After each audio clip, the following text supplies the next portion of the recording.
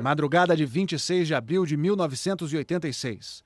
Explode a usina atômica de Chernobyl, na então União Soviética. A radiação se espalha pelo planeta. É o pior acidente nuclear da história.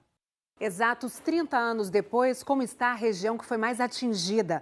Na fronteira da Ucrânia com a República de Belarus, os repórteres Álvaro Pereira Júnior e Marcelo Benincasa entram na chamada zona de exclusão. É uma área gigantesca e até hoje contaminada.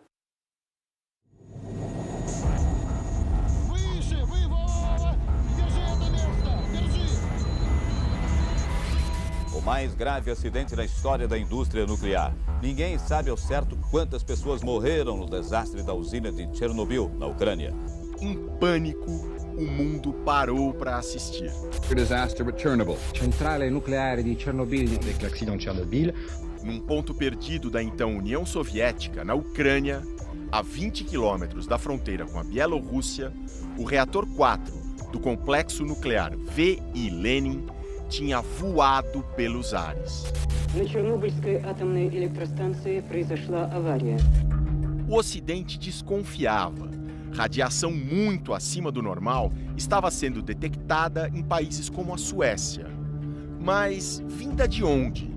A explicação da real gravidade do desastre só aconteceu 18 dias depois, na voz do líder Mikhail Gorbachev. Авария на Чернобыльской атомной электростанции. Она больно затронула советских людей. Uma nuvem radiativa formada na União Soviética se espalhava pelo hemisfério norte. As pessoas fogem da região onde aconteceu o acidente. Vendo o perigo se alastrar, o mundo se habituava ao nome de uma modesta cidade ucraniana, que também identificava a usina, Chernobyl. 30 anos depois, o que restou nessa região contaminada?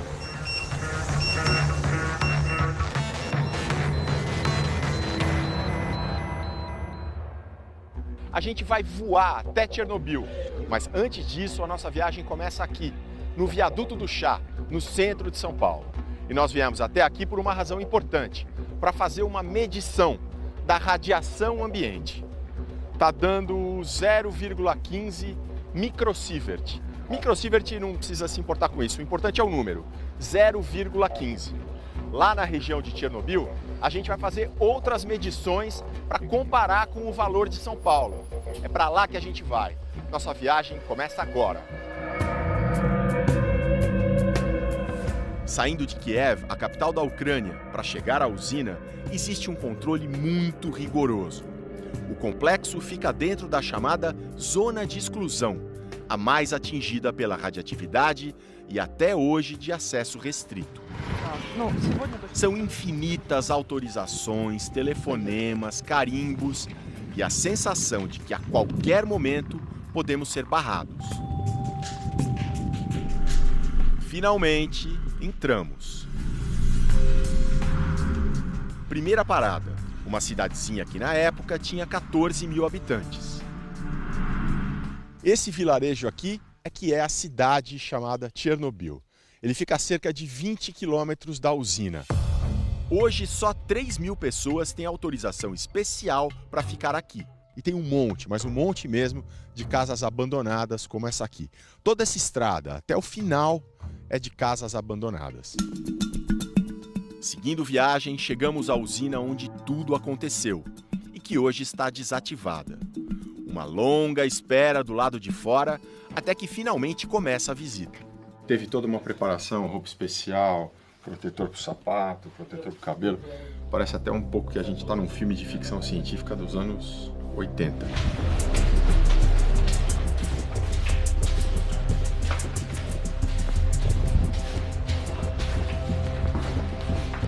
À medida que a gente vai chegando mais perto do reator que explodiu, a gente também vê uma mudança nos níveis de radioatividade. Quando a gente mediu no centro de São Paulo, era 0,15 microsievert por hora. Aqui está dando 0,96. É pouca coisa ainda, mas mostra que tem um aumento claro. Lá no fim, um dos centros nervosos da usina, uma sala de controle. Madrugada de sábado, 26 de abril de 1986. Numa sala de controle idêntica a essa, a equipe de plantão começa a fazer um teste. O objetivo: verificar o funcionamento da usina em baixa energia. Para isso, a potência do reator 4 foi reduzida, muito além do recomendado pelo manual, e acabou caindo a zero. O teste tinha falhado. Para reverter, a chefia mandou subir de volta a potência, mas o reator, instável, não aguentou a pressão. Alguns dos trabalhadores que estavam aqui correram para o reator para ver o que estava acontecendo. Eles foram fulminados, quase todos morreram imediatamente. O teto de 1.000 toneladas foi arrancado. Quilos e quilos de material tóxico foram expelidos a 1 quilômetro de altura. Com o núcleo exposto, emitindo radiação, o reator queimou por 10 dias.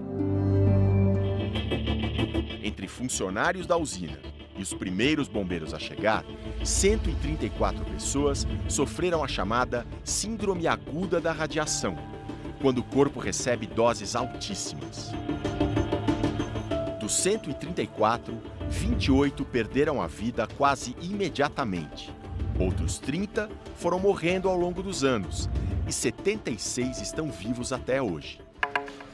A radiação ainda deixa rastros.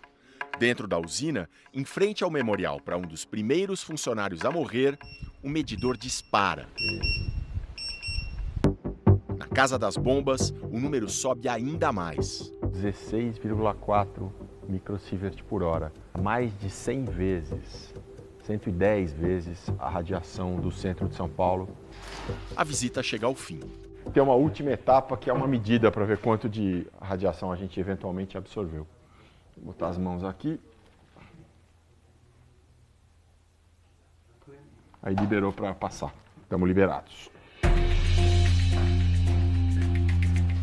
Na época do acidente, não havia esse controle todo.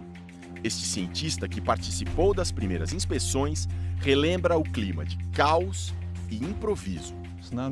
Não tínhamos equipamento para medir qual era a radioatividade onde nós estávamos. Não havia a preparação necessária naquele momento, porque ninguém sequer cogitou que um acidente desses pudesse acontecer. Estrôncio 90, iodo 131, césio 137, uma lista apavorante dos elementos radiativos mais perigosos se misturava ao ar de Chernobyl. Era preciso agir rápido, mas não foi bem isso que aconteceu. A 4 quilômetros do reator fica Pripyat, uma cidade construída para os trabalhadores da usina. O acidente foi de madrugada e Pripyat amanheceu assim. A população ainda não sabia da gravidade da situação. Era um sábado de sol. Crianças brincavam, famílias tomavam sorvete, até um casamento acontecia. Estes flashes, marcados no filme para sempre, são resultado da radiação. No dia seguinte, só 36 horas depois de o reator explodir, a calma terminou. Pripyat foi esvaziada, e não só ela. Uma operação gigantesca tirou das áreas mais próximas ao reator um total de 166 mil pessoas. Nos alto-falantes, a ordem.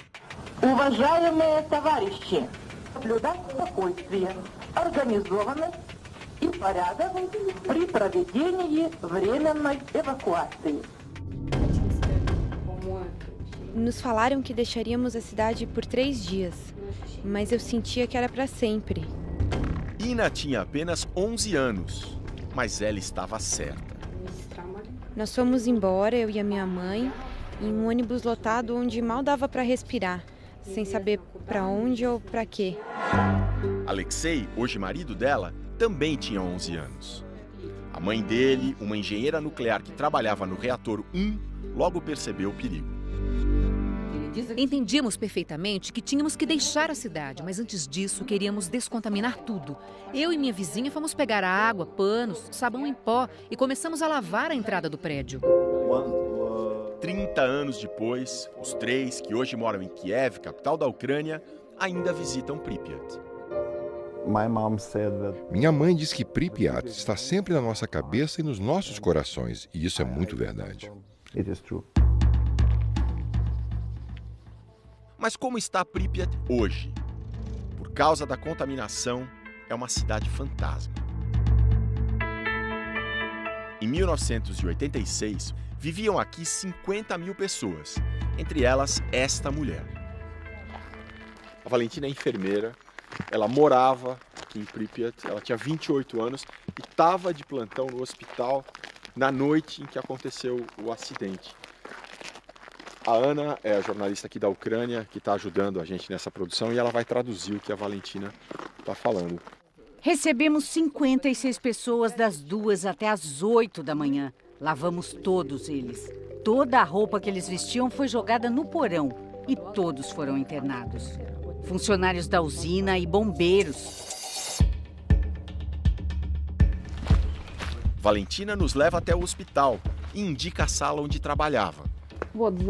Ali, atrás da porta. Olha. Dentro do que era o pronto-socorro, ela aponta um pedaço da roupa de um bombeiro, um trapo que ficou por ali. Vem, mede a radiação ali. Disparou em questão de segundos, né? Vamos embora, é muito. Lá no centro de São Paulo estava dando 0,15. Então aqui é um valor 100 vezes maior.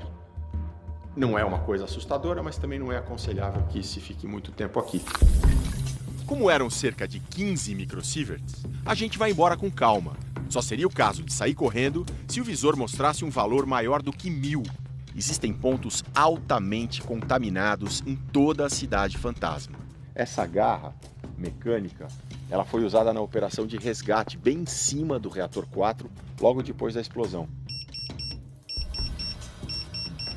Não para de subir, 29. 200 vezes mais do que medimos no centro de São Paulo.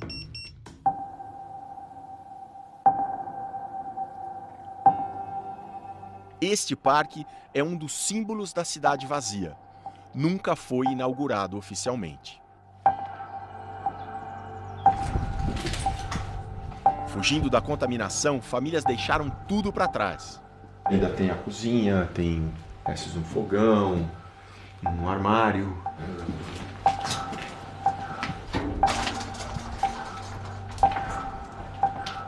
A gente achou aqui alguns jornais que estavam espalhados nesse prédio abandonado. Esse aqui é o Pravda, que era o maior jornal da União Soviética, o jornal que refletia a linha do Partido Comunista. E a data, 5 de março de 1986. O acidente foi 26 de abril de 1986. Aqui em Pripyat, a vida parou em 1986. Para os sobreviventes que fugiram dali, para aqueles que viram o acidente de perto, a vida, apesar de todos os traumas, seguiu em frente. Mas nunca mais foi a mesma.